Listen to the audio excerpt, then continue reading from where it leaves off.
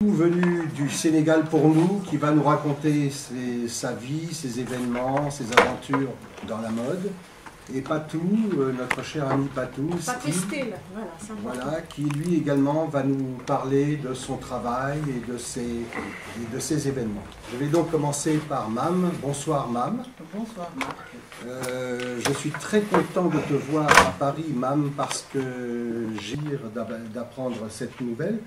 Je serais très intéressé de profiter de l'occasion que tu es là pour nous faire un peu un résumé de ta carrière. Car si beaucoup de gens te connaissent en tant que créatrice de mode aujourd'hui, peu de gens savent en fait comment tu es arrivée dans la mode et quels sont les aspects de ta créativité qui ont fait qu'aujourd'hui, le nom de Mam Fageba est un nom connu, célèbre et apprécié dans le monde de la diaspora noire.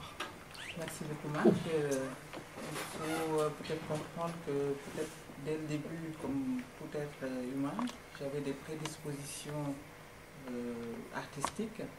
Et donc après, forcément, il faut passer par des études, par des stages et des années d'expérience pour résumer tout ça.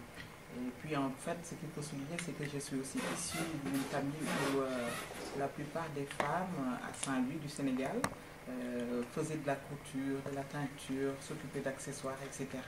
Ce qui m'a intéressée très tôt, dès mon jeune âge, pendant l'école. Et après, j'ai fait d'autres écoles, des grandes écoles, des études. Commencer à dessiner réellement, parce qu'au départ, le dessin s'y apprête, on s'y connaît un peu, mais après les études, c'est des dessins stylistiques qu'on sort.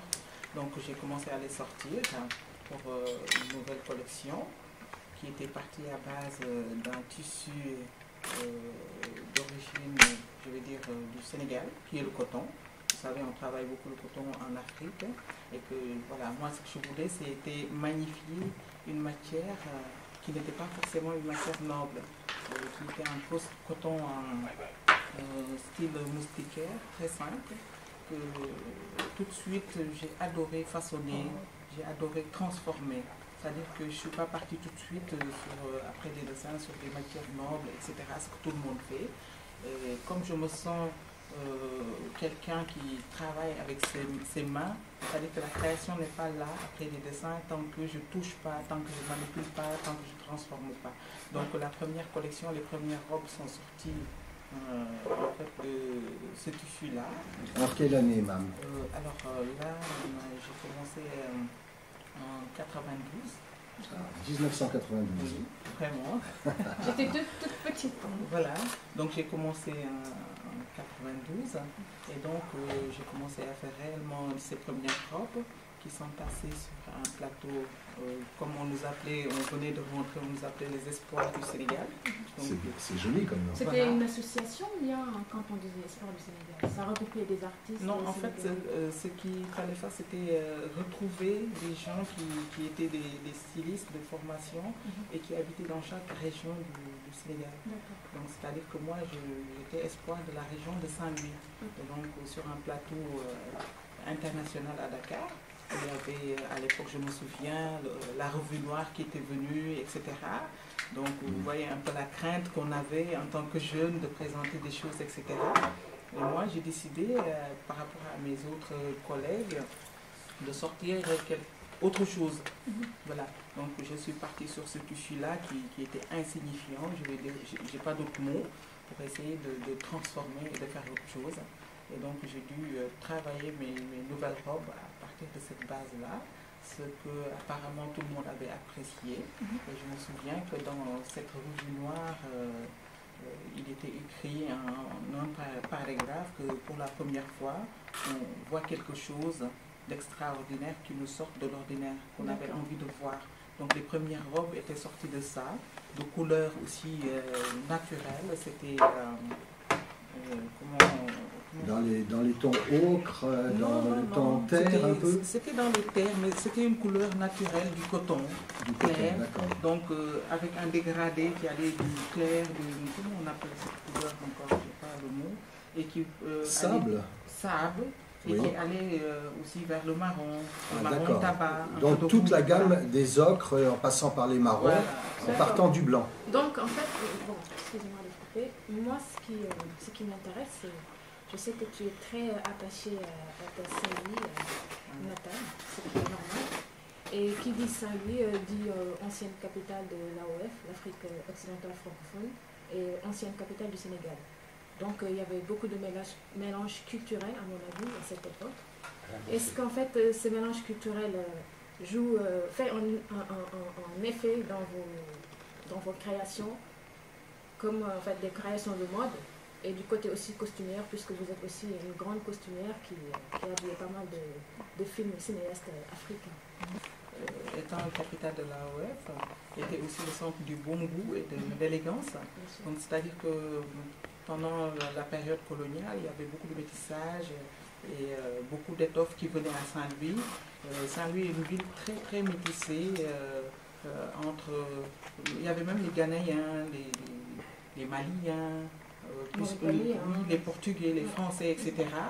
Donc du coup, ce que je peux dire, c'est que Saint-Louis m'a beaucoup inspiré dans ce que je fais.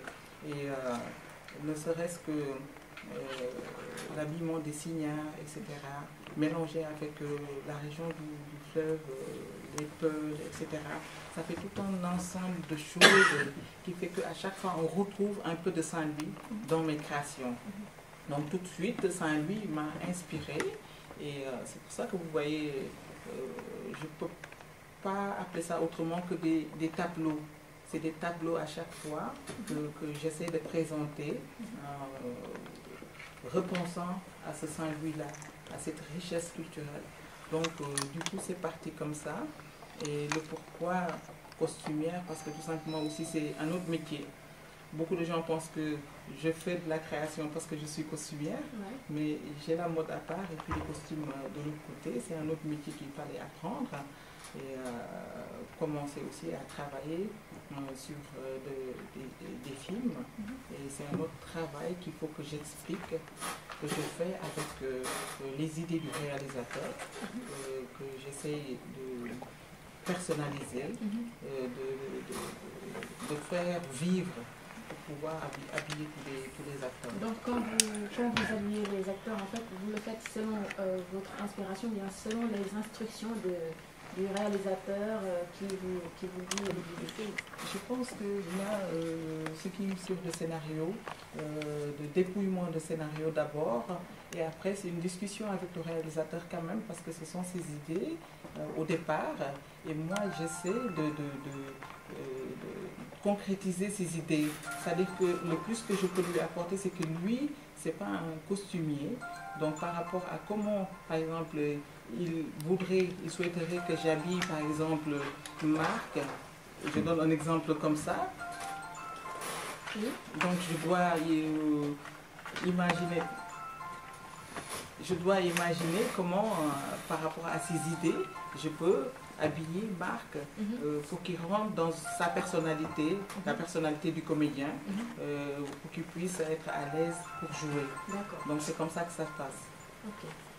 Donc, en fait, moi aussi, je voulais aussi savoir votre inspiration. C'est les mêmes pour les... je ne vais pas dire ceci, mais les tissus que vous utilisez pour vos robes, parce que je sais que vous faites de la haute couture, c'est ça, si je ne peux pas me tromper, c'est de la haute couture, hein, parce que c'est vraiment des robes magnifiques qui subliment toutes sortes de femmes. Est-ce que vous utilisez les mêmes matières ou bien des matières différentes? Merci beaucoup pour cette... je fais de la haute couture, de la création comme on dit, mais cela n'empêche pas que voilà, je fais en même temps des lignes de vêtements, de prêt-à-porter. Seulement ce que j'ai envie de présenter sur des podiums ou sur des plateaux de photos, etc. J'essaie à chaque fois d'éviter quand même de présenter, je sais faire, j'ai fait des vêtements de prêt-à-porter, etc. Mais avec aussi une touche particulière qui fait ressentir que c'est une touche fagée. Mais sur les podiums, c'est ça que j'adore amener et c'est des matières de toutes sortes. C'est-à-dire que c'est des alliages de matières en fait entre tout ce qui est tissu et tout ce qui peut être aussi bois, métal, etc. Voilà. Et c'est fait d'une manière très sobre, à mon avis, que les gens, même de loin, vont penser que c'est un seul tissu là, un autre là. Il faut bien, je pense, accrocher. Et c'est ça que vraiment le public devrait avoir l'occasion de faire, c'est d'accrocher vraiment les créations, de discuter aussi avec des stylistes un peu plus pour savoir de quoi est constitué vraiment ce qu'on présente. En plus, ce que je voulais rajouter, c'est qu'on parle toujours de robe quand il s'agit de Mame Fagué, mais je fais aussi des vêtements hommes. Ah oui.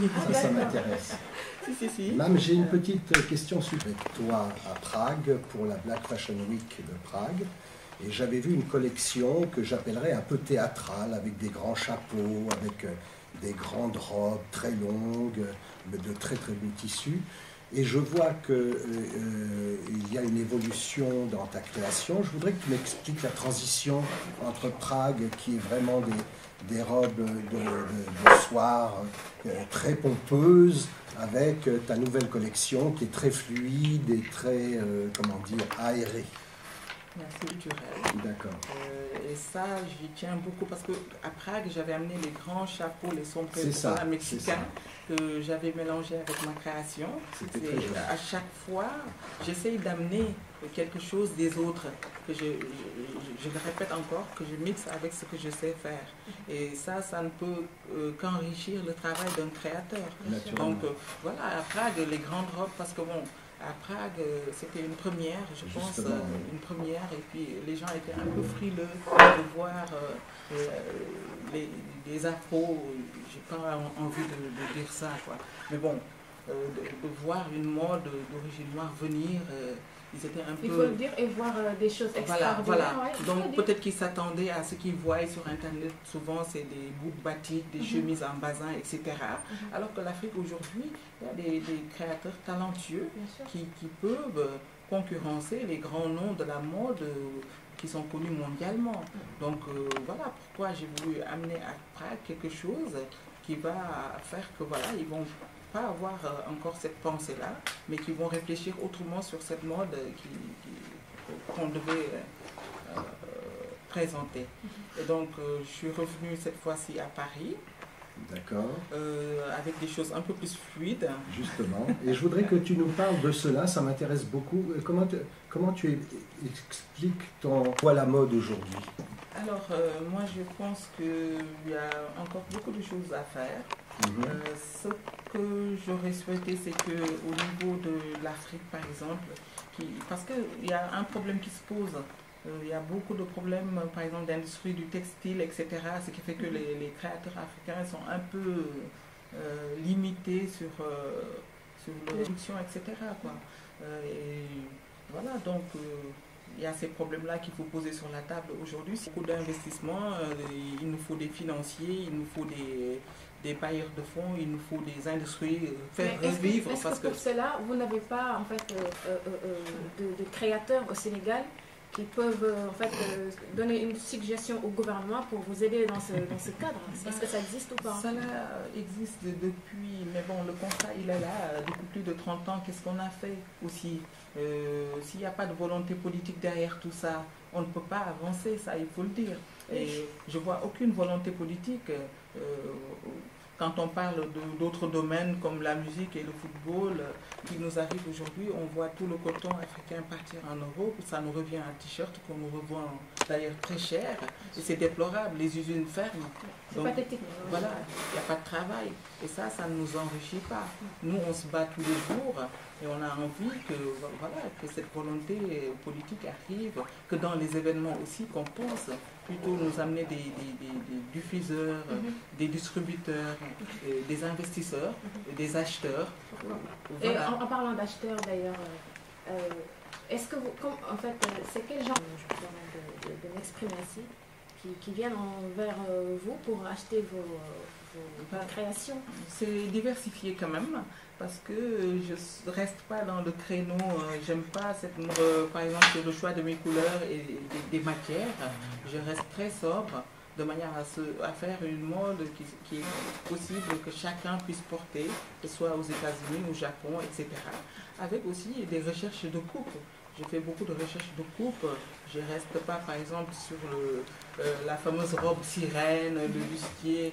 Il faut qu'on arrive, nous aussi, créateurs, à être un peu plus imaginatifs, sortir de cette mode qu'on trouve dans des magazines et ça donne copier-coller. Il suffit de prendre du pain tissé et puis hop, on reproduit le même tailleur. Il faut qu'aujourd'hui, en Afrique, les créateurs s'investissent beaucoup plus, qu'ils apprennent beaucoup plus ce métier-là et qu'ils fassent beaucoup.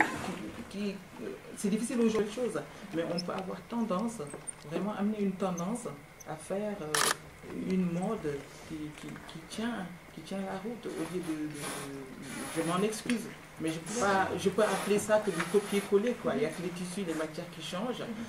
Juste une petite question. Vous parliez de tendance, tendance d'e-mode, d'e-style.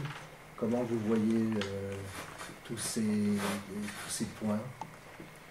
Je pense que moi, à mon niveau, oui, à votre niveau, oui, bien sûr. À mon niveau, moi, je parle de style. Par exemple, ce que je fais, j'ai l'habitude de dire que c'est un style qui dure. Au lieu de suivre carrément cette mode où on est...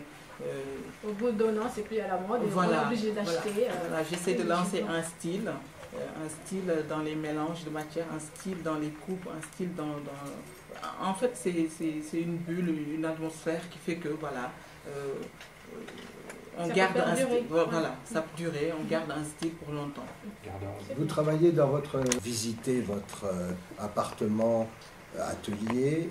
Vous travaillez toujours seul? Comment ça se passe? Non, j'ai une équipe. Vous avez une équipe, d'accord. 2 équipes d'ailleurs, une équipe pour le cinéma quand il faut. Parce que c'est du lourd quand on travaille pour des costumes de film. Et une équipe qui est constituée de tailleurs, brodeurs, des petites mains autour, etc. Vous avez eu l'occasion de faire beaucoup de films? Oui, je pense. On veut savoir, moi je suis curieuse. On veut savoir, voilà, d'ailleurs, j'ai eu le premier prix du film, voilà, Tableau Ferraille, pour Mnet en Afrique du Sud. Et puis j'ai eu à faire des films, aussi bien des films africains qu'européens. J'ai travaillé avec de grands réalisateurs français. Belges, canadiens. Belges, oui, belges, canadiens, etc. D'accord. Donc j'ai fait... pour les films africains, le prix du Parlement. En tant que femme, je peux dire que je suis vraiment fière de vous. Tu es fan de Mame Fadela. Et fière. C'est important. Ouais. Merci. Moi, j'ai une question qui me vient à l'esprit. Est-ce que vous avez des émules déjà? Parce qu'on sait que quelqu'un est devenu important, il s'est imposé dans son domaine. Quand il y a des gens qui commencent à le copier, l'imiter, pour progresser. J'ai pas peur de ça. Non, mais c'est un enregistrement général. Par exemple sur Internet, etc. Parce que tout simplement, je touche du bois en capacité de me renouveler. Et tant qu'il y a ça, de toutes les façons, si on est imité, on peut avoir une bonne position. Et donc, si j'ai à me présenter, je dis tout simplement que je suis un autodidacte. Moi, je n'ai pas fait l'école de stylisme. Parce que je reste persuadé, comme elle l'a dit tout à l'heure, chacun de nous a une part artistique. Et moi je viens aussi d'une famille assez artistique où presque tous les membres de la famille, il y a chacun qui s'est fait quelque chose. Et je baigne dans ça depuis mon petit temps d'enfance. Je me souviens de l'époque où les dimanches, ma mère nous emmenait dans une tenue en dimanche à l'église. Et donc de là est parti vraiment mon goût pour les vêtements. Et donc, chemin faisant, j'ai eu la chance, quand je suis arrivé en France, j'ai commencé à travailler dans le service de production de Yves Saint Laurent. Et c'est où est née cette passion. C'est-à-dire que c'est à ce moment-là où je me suis dit, c'était il y a 5 ans, c'est à ce moment-là où je me suis décidé à commencer à faire mes premiers croquis. Et j'ai pris un crayon. Quand j'ai commencé à dessiner pour la première fois, je me suis dit, je pouvais le faire. Et j'ai montré autour de moi, les gens m'ont dit, c'est pas mal. Donc j'ai insisté, mais j'ai pas de formation d'école de stylisme ou pas, non. Je peux aller à tout le monde, homme ou femme. Est-ce que c'est vous qui les faites, bien vous, comment ça se passe? Donc, ça se passe comment? Moi, je parle de la conception, parce que moi, je fais contrairement à moi, je prends sur l'idée simple que moi, je n'arrivais pas à trouver sur le marché le style qui me conviendrait. Je suis parti de ma personne, c'est-à-dire je suis parti sur des choses que j'aime pour pouvoir en faire demain, dans quelques temps après mon événement, mon commerce. Donc voilà, donc je suis parti sur quoi? J'ai commencé à faire mes premiers croquis. quand j'ai commencé à faire mes premiers coquilles, j'ai rencontré quelqu'un qui était un tailleur. Et comme il fallait mettre tout ça sur pied, les premiers prototypes ont été faits sur mes mensurations en main. Et donc c'est à partir de là... tout s'explique alors. Oui, tout à fait. Tout s'explique. Il a la taille mannequin, il fallait bien qu'il Exactement. l'utilise. Oui, tout à fait. Donc c'est pour pas ça tout, que... c'est l'homme pas tout. À la base, ouais. Parce que tout simplement parce que comme tout le monde, quand on est au début de ces projets, on n'a pas vraiment des gens autour qui sont prêts à jouer le jeu. Parce que au début, quand je voulais appeler des amis ou je demandais des mannequins, c'était difficile. Donc je me suis prêté au jeu et la base de mes vêtements au début sont sur mes mensurations. Quand est-ce que c'était le début? Le début, il date vraiment d'il y a 1 an et demi. Voilà. Wow. Je le faisais, Oui. mais je ne le montrais pas.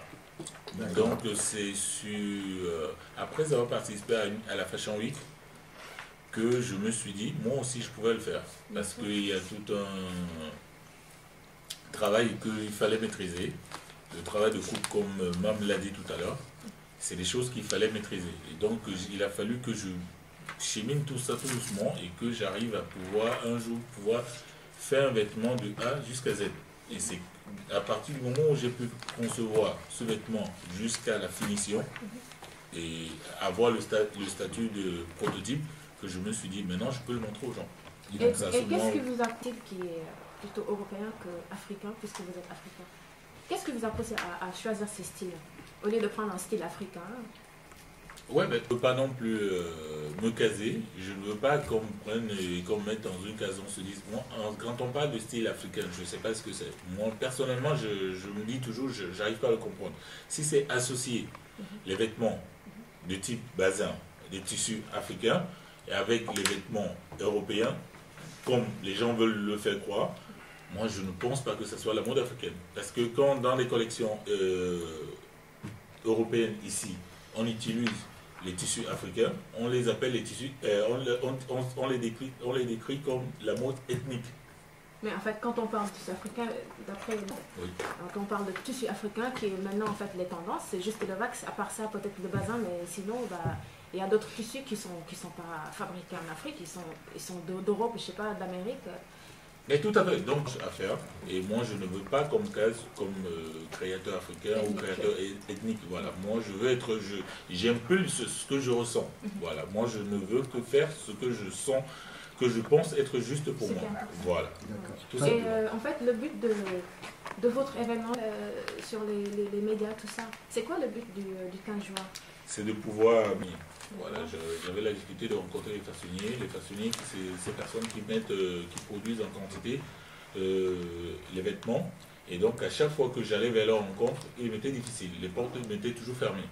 Et donc, je me suis dit, je vais poser sur pied un support. Je vais marquer les esprits, je vais organiser un grand événement. Et je pourrais montrer à tous ceux qui apprécient mon travail que voilà ce que je fais. Et ensuite, je pense que dès le 15, ce sera le lancement de la marque. Parce que ce sera aussi ce jour où le site officiel sera lancé. Et qu'on pourra vendre en ligne.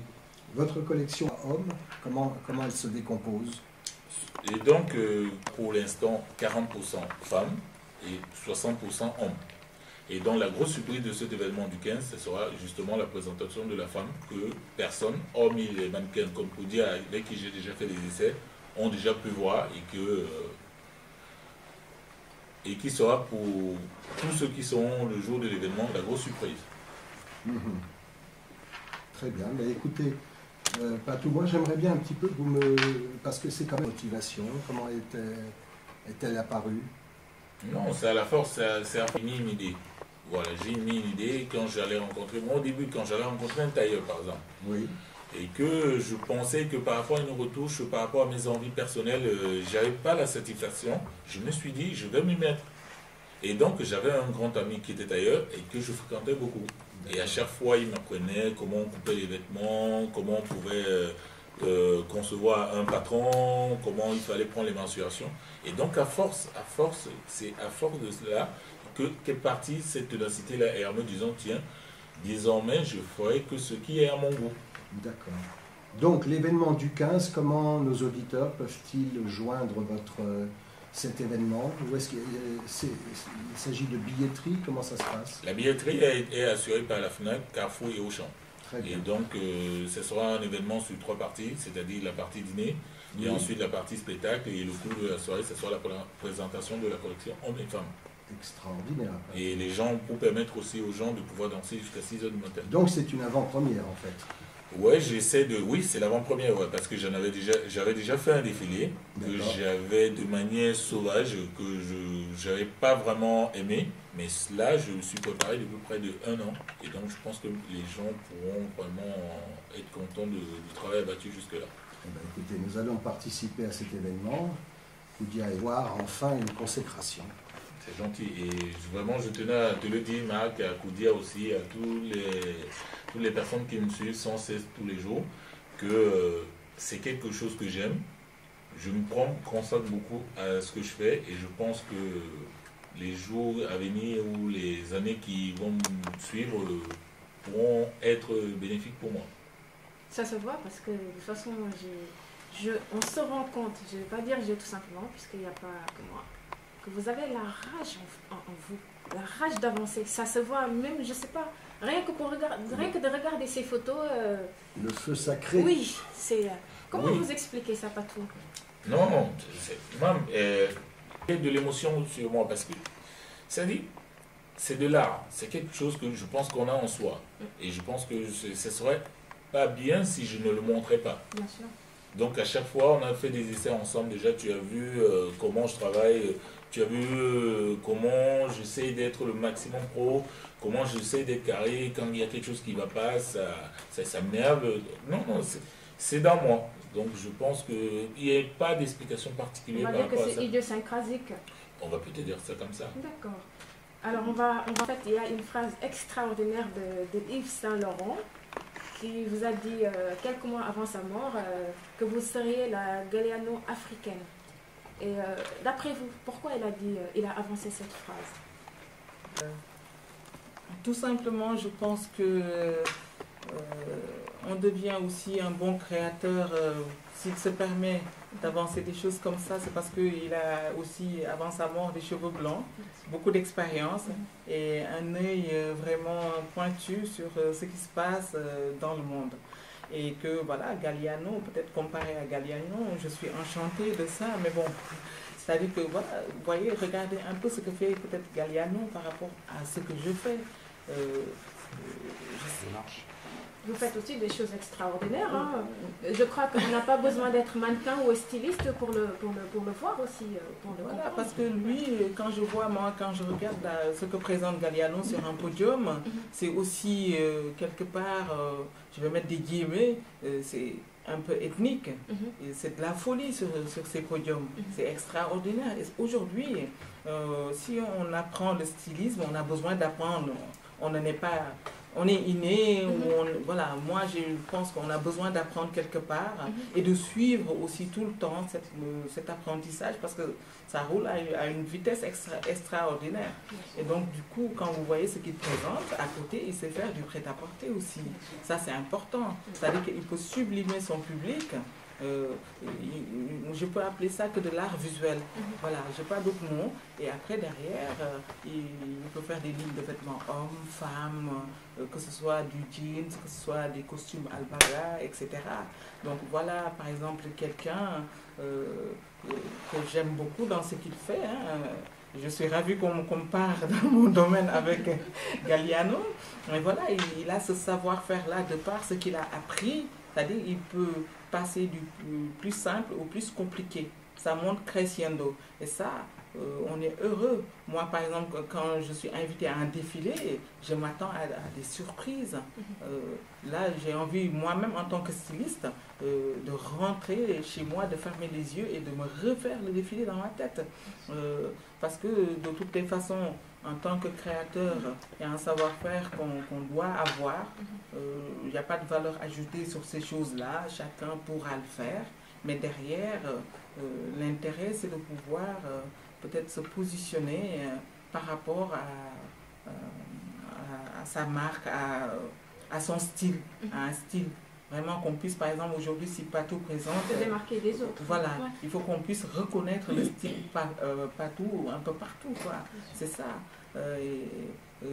S'il le dit, je ne sais pas, aujourd'hui, il n'est pas là pour nous donner ses raisons, mais moi, bon, je pense que j'ai autour de moi aussi beaucoup de gens, des critiques, des gens, une équipe très costaud, voilà, qui sont censés me dire, voilà, ça va. Tout à l'heure, Marc m'a parlé de progression.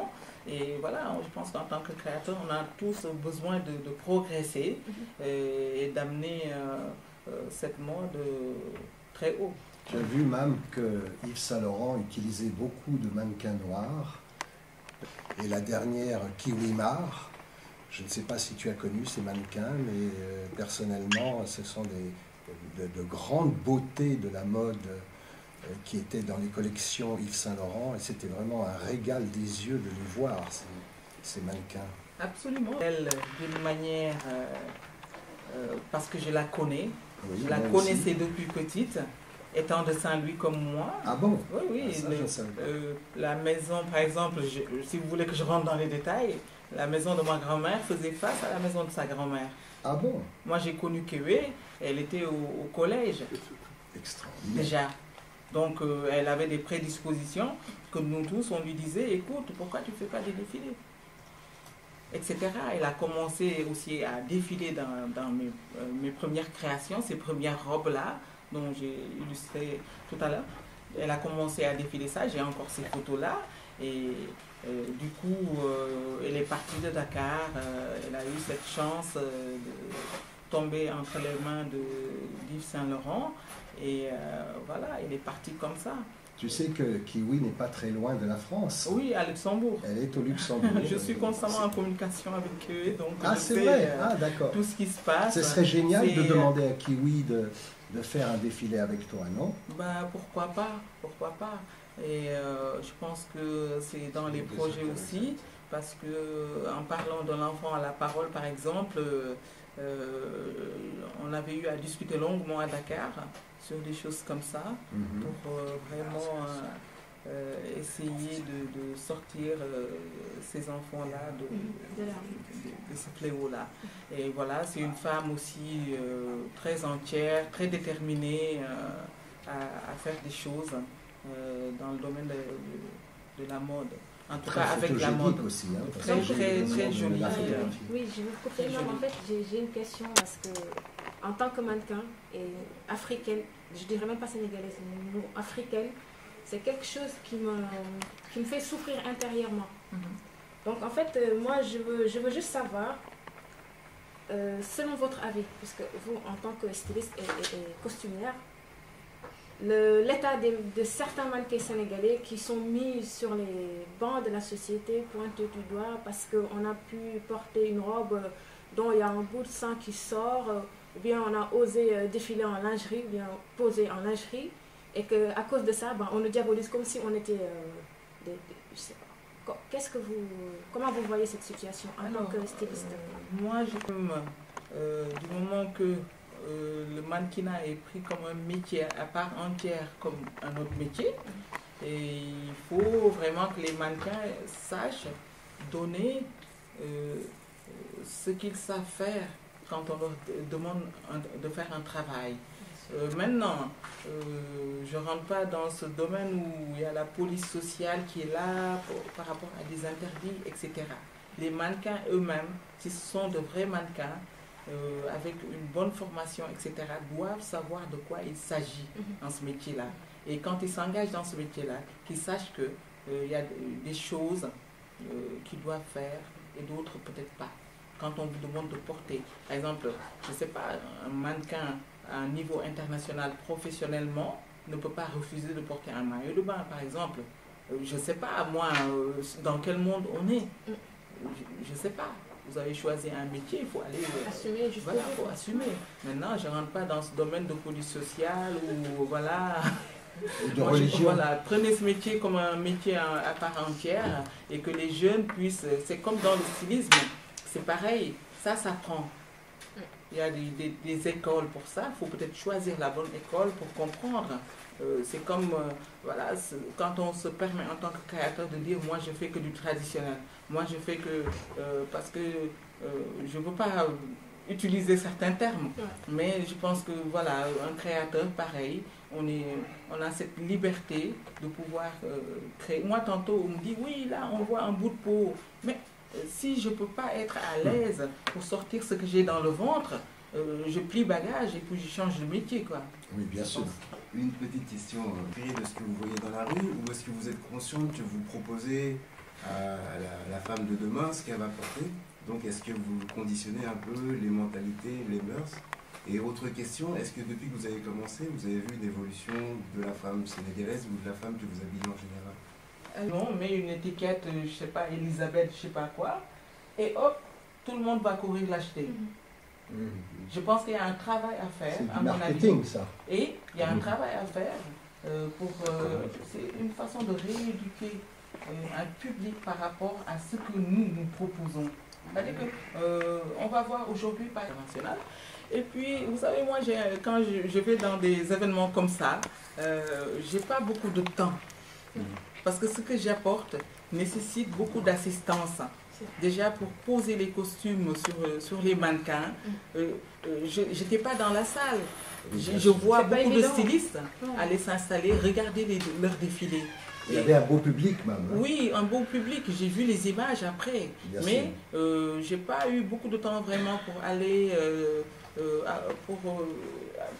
mesurer cette sensation dans la salle, parce que quand on amène des vous êtes venu pour votre objectif, c'est-à-dire montrer vos créations. Non, mais ce n'est même pas ça, c'est que justement aussi dans les organisations, je reviens à ça, s'il y avait des cabines dans lesquelles on trouve des habilleurs, une équipe compétente. Mais moi, je ne voudrais pas me retrouver avec un bustier monté à l'envers. Parce que je pense que la plupart n'ont pas compris. Et pourtant, j'essaye d'expliquer. Parce qu'il y a souvent, dans les coulisses, on amène des étudiants aussi, des écoles des beaux-arts. Et c'est génial.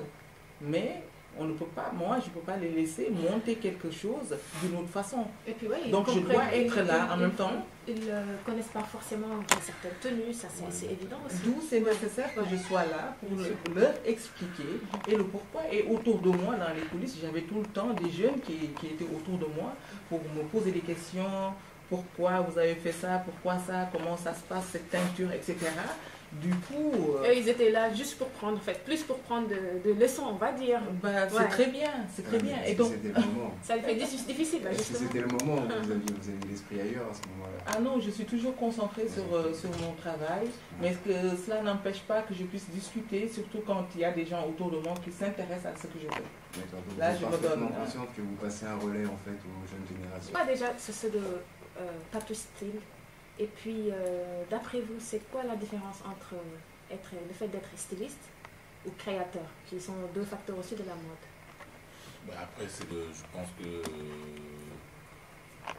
d'après le discours de Famé, et tout de suite, quand je l'entends, je vois tout de suite qu'elle est plutôt dans la création de haute couture, et vu même ce qu'elle propose lors des défilés, ça, moi, je vais la situer plutôt dans la classe des créateurs de haute couture.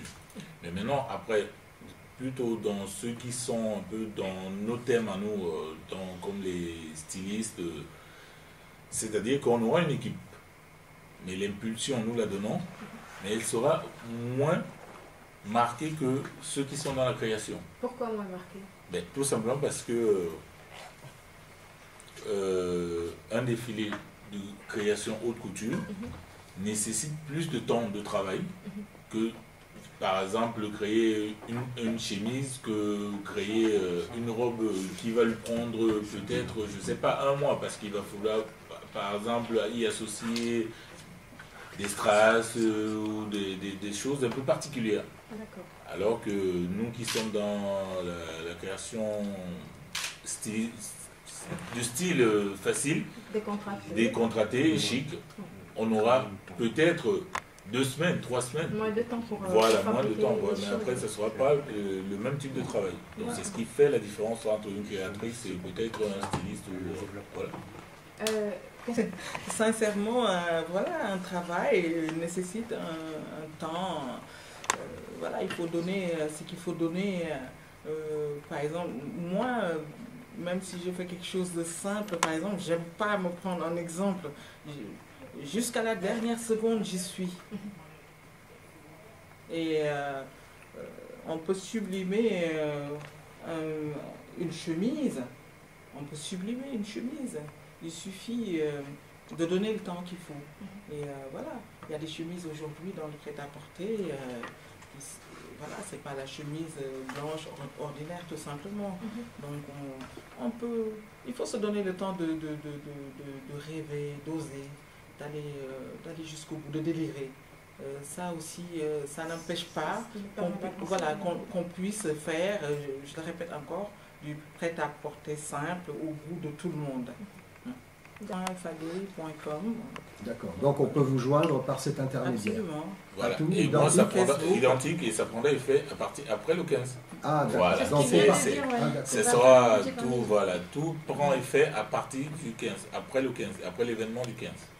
Donc on va dire qu'en fait le 15 ce sera le socle. de Voilà le l'avenir lancement, côté voilà, oui. voilà, De le l'avenir n'est pas lancement tout dans la mode. Voilà, tout à fait. de- pas tout dans la mode. D'accord. Mon décollage, c'est ça. Oui, tout à fait, voilà. Pas tout, j'ai quand même une question. Moi,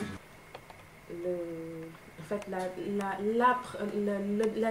la vie âpre que les enfants de la rue, qu'on appelle les talibés, vivent au Sénégal. Qu'est-ce qui vous a poussé à vraiment monter cette association et de militer de façon très très active? Parce que moi je suis particulièrement toutes les activités de cette association.